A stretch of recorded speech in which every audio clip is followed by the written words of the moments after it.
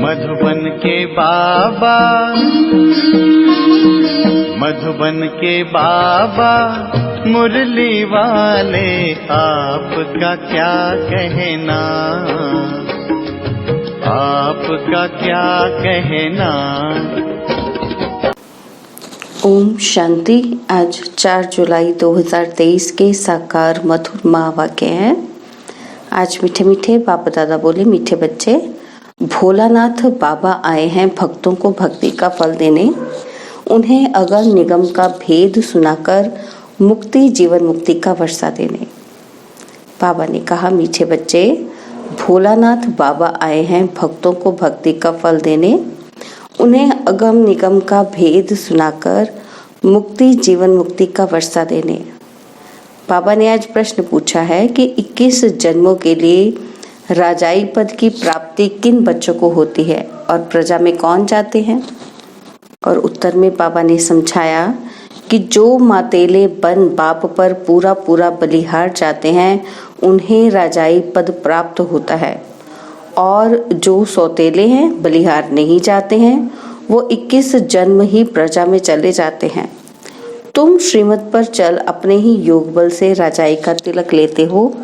यहाँ हथियार आदि की बात नहीं, तुम्हें बुद्धि योग बल से माया जीत जगत जीत बनना है। मुरली का गीत है, भोलेनाथ से निराला और कोई नहीं, मेरी बिगड़ी बनाने वाला और कोई नहीं। ओम शांति। देखो क्या कहते हैं, भक्तों की रक्षा करने वाला, तो जरूर भक्त कोई आफत में आए हुए हैं, भक्तों का रखवाला। रक्षा किसकी होती है? जो आफत में फंसा हुआ होता है। इन भक्तों का रक्षक शिव बाबा है। भक्तों को भक्ति का फल जरूर मिलता है, मेहनत तो करते हैं ना। कायदा कहता है पुरुषार्थ से प्रारब्ध मिलती है। अब इस दुनिया में पुरुषार्थ कराने वाले सब हैं आसुरी संप्रदाय। वास्तव में पुरुषार्थ कराने वाला चाहिए कोई अच्छा सच्चा पुरुषार्थ सिर्फ एक भोलानाथ बाप ही कराते हैं। जिस्मानी लौकिक माँ बाप टीचर सभी हद का पुरुषार्थ कराते हैं, बेहद की नॉलेज कोई दे न सके। भल कोई बैरिस्टर जज बनेंगे, फिर दूसरे जन्म में नए सिरे पुरुषार्थ करना पड़े। बैरिस्टर तो कायम नहीं रहेंगे, प्रारब्ध तो कुछ बनी नहीं।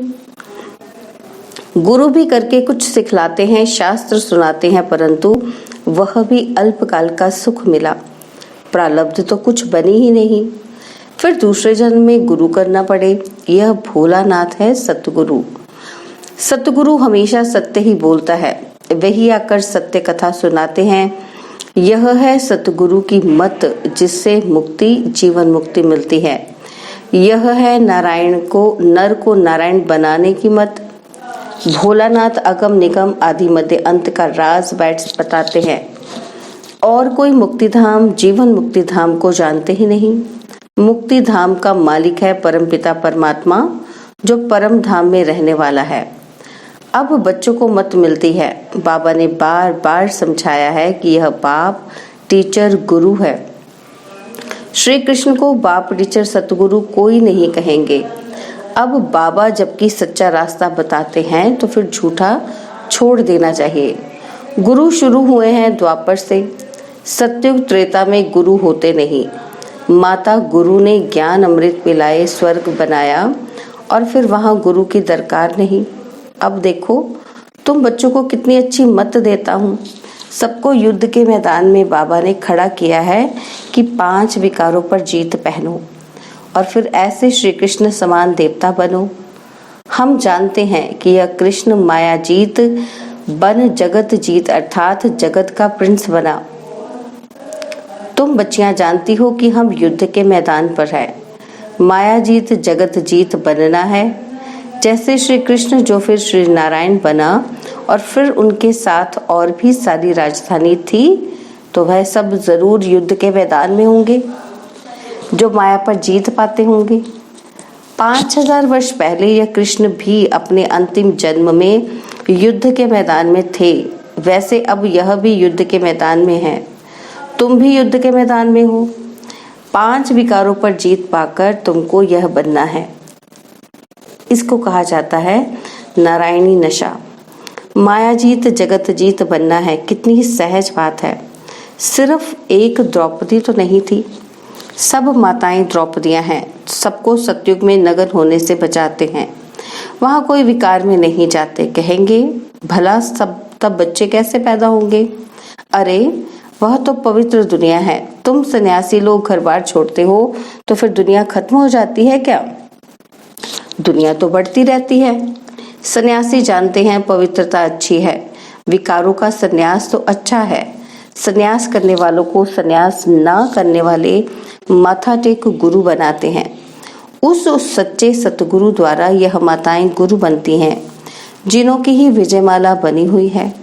बाबा कहते हैं बच्चे तुम पढ़कर पद पाओ। अब बाप ने युद्ध के मैदान में खड़ा किया है श्री कृष्ण जैसा बनाने के लिए। उनकी सारी राजधानी है, प्रिंस प्रिंसेस तो होंगे ना। अभी तो ना राजा महाराजा कहला सकते हैं, ना प्रिंस प्रिंसेस। अब तुमको बाप की दैवी मत मिलती है। अब माताओं को ज्ञान कलश मिला है। यह बच्चियां अमृत पिलाए असुरों को देवता बनाती हैं। देवताएं पुरानी दुनिया पर थोड़ी राज्य करेंगे, नई दुनिया भी बन रही है। तो बच्चे अब जल्दी जल्दी करो। एक तो है विकारों का बंधन और दूसरा है फिर कर्म बंधन। उनसे छूटने के लिए श्रीमत पर चलना पड़े। बाबा कहते हैं मुझे याद कर अशरीरी बनो। ऐसे नहीं कि आत्मा परमात्मा में मिल एक हो जाती है। ना कोई ज्योति जो समाया है ना समाने ही है। आत्मा समा जाए तो जड़ हो जाए। आत्मा तो अविनाशी है, शरीर को विनाशी कहा जाता है। आत्मा मेरे साथ योग लगाकर पवित्र बनती है और फिर शरीर भी पवित्र मिलेगा। आत्मा पवित्र हो जाएगी, फिर यह शरीर खलास हो जाएगा। फिर पवित्र तत्वों से पवित्र शरीर बनेंगे। यह शरीर पूजन लायक नहीं बनते। पूज्य तो सिर्फ देवताएं ही हैं, उन पर फूल चढ़ा सकते हैं। उनको श्री श्री अर्थात श्रेष्ठ ते श्रेष्ठ कहा जाता है। श्री श्री 2 बार क्यों कहते हैं? क्योंकि सूर्यवंशी लक्ष्मी नारायण हैं, ऊंच ते ऊंच। उनकी आत्मा और शरीर दोनों पवित्र हैं। उनको 16 कला संपूर्ण कहेंगे। चंद्रवंशी हैं 14 कला, तो चंद्रवंशी को सिर्फ श्री कहेंगे। लक्ष्मी नारायण को ऊंच टाइटल मिलता है श्री श्री लक्ष्मी और श्री श्री नारायण। वह है महाराजा महारानी और राम सीता है राजा रानी। नंबरवार जो जैसा बनता है उनको ऐसा टाइटल मिलता है। यहाँ भी महाराजाएं और राजाएं हैं। बड़े को महाराजा कहा जाता है। राजाएं महाराजाओं के आगे सिर झुकाएंगे। महाराजा पहले है, राजा पीछे है। तो अब श्रीमत पर चलना है। श्री श्री जगत गुरु रुद्र वाला है ना। जगत का मालिक भी वह है, टीचर भी वह है, तो गुरु भी वह है। ऐसे बाबा को याद करना पड़े। कहते हैं बंधन है कोई छुड़ावे। अरे भगवान कहते हैं अब मैं तुमको लेने आया हूं, तुम सिर्फ अंगुली पकड़ो।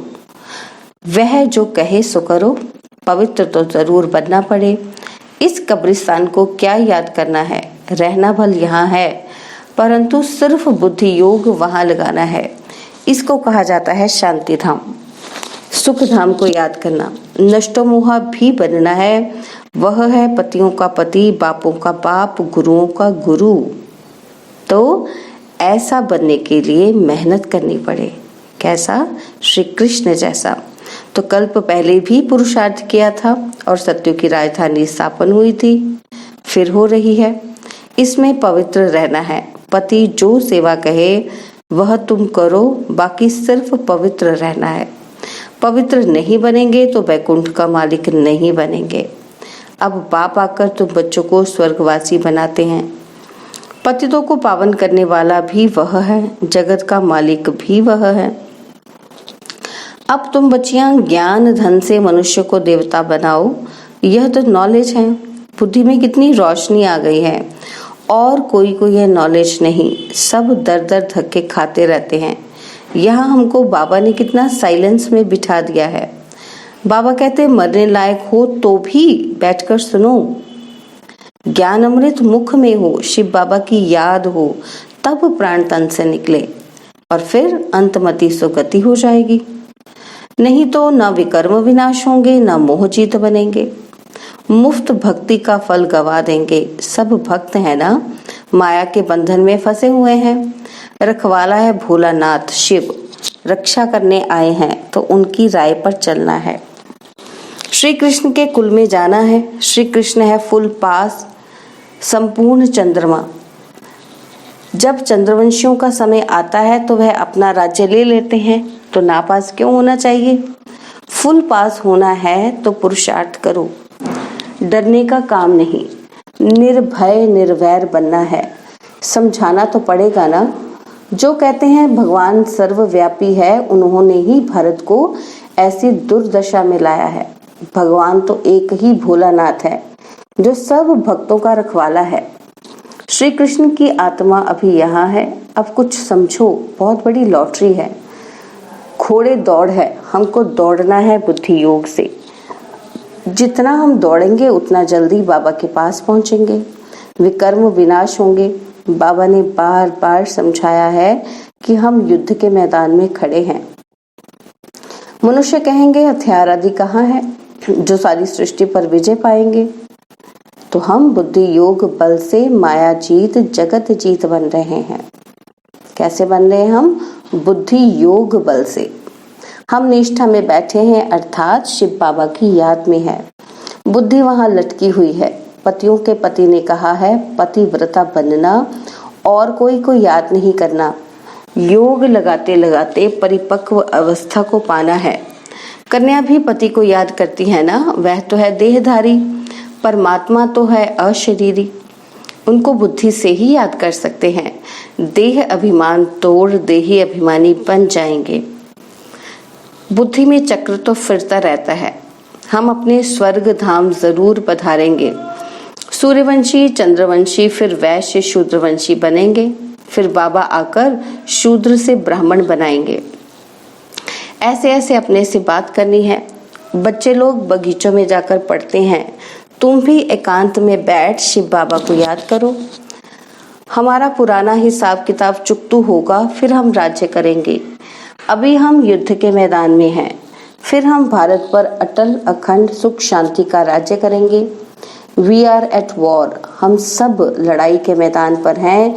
यह है सारी योग बल की बात। इनमें तकलीफ तो कोई नहीं, सिर्फ बाबा की श्रीमत पर चलना है। फिर ऑटोमेटिकली रजाई का तिलक लग जाएगा। वरदान मिल जाता है आयुष्मान भव पुत्रवान भव। वहां धन आदि सब अकिचार रहता है। पहले से साक्षात्कार होता है कि बच्चा आने वाला है। वहां मुख का प्यार होता है, विकार की बात ही नहीं है। वह है ही निर्विकारी दुनिया। श्री कृष्ण देखो कितना फर्स्ट क्लास बैठा है। अब ऐसा बनना है।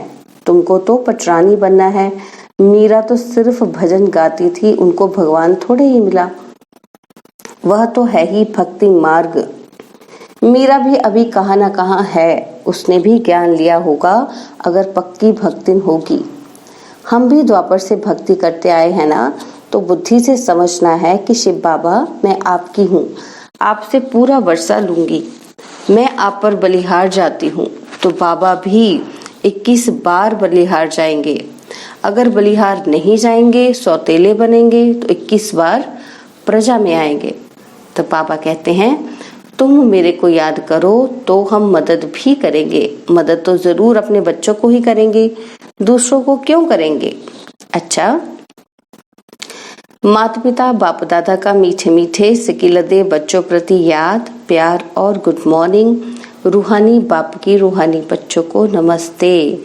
हम रूहानी बच्चों की रूहानी बाप दादाजी को दिलवा जान सिकवा प्रेम से नमस्ते। ओम शांति। प्यारे बाबा, मीठे बाबा, मेरे बाबा, शुक्रिया बाबा, शुक्रिया बाबा, शुक्रिया। धारणा के लिए मुख्य सार हैं। पहला पॉइंट है, माया पर जीत पाकर हमें श्री कृष्ण समान जगत जीत बनना है। इस युद्ध के मैदान में सदा विजयी बनना है, हार नहीं खानी है। और सेकंड पॉइंट है, श्रीमत से स्वयं को विकारों के बंधन और कर्म बंधन से मुक्त करना है। अशरीरी बनने का अभ्यास करना है। बुद्धि योग की दौड़ी लगानी है।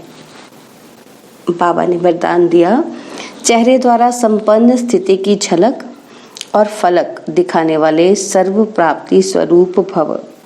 चेहरे द्वारा संपन्न स्थिति की झलक और फलक दिखाने वाले सर्व प्राप्ति स्वरूप भव। संगम युग के ब्राह्मण जीवन की विशेषता है कि सदा सुख शांति के, खुशी के, ज्ञान के, आनंद के झूले में झूलना, सर्व प्राप्तियों के संपन्न स्वरूप के अविनाशी नशे में स्थित रहना। चेहरे पर प्राप्ति ही प्राप्ति है, उस संपन्न स्थिति की झलक और फलक दिखाई दे।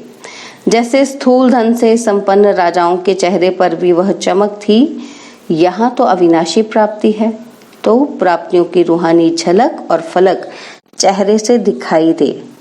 स्लोगन है, खुश नसीब वह है जो सदा खुश रहकर खुशी का खजाना बांटता रहे। खुश नसीब वह है जो सदा खुश रहकर खुशी का खजाना बांटता रहे। ओम शांति। और अब यह एक बहुत अच्छी वीडियो भी जरूर देखें।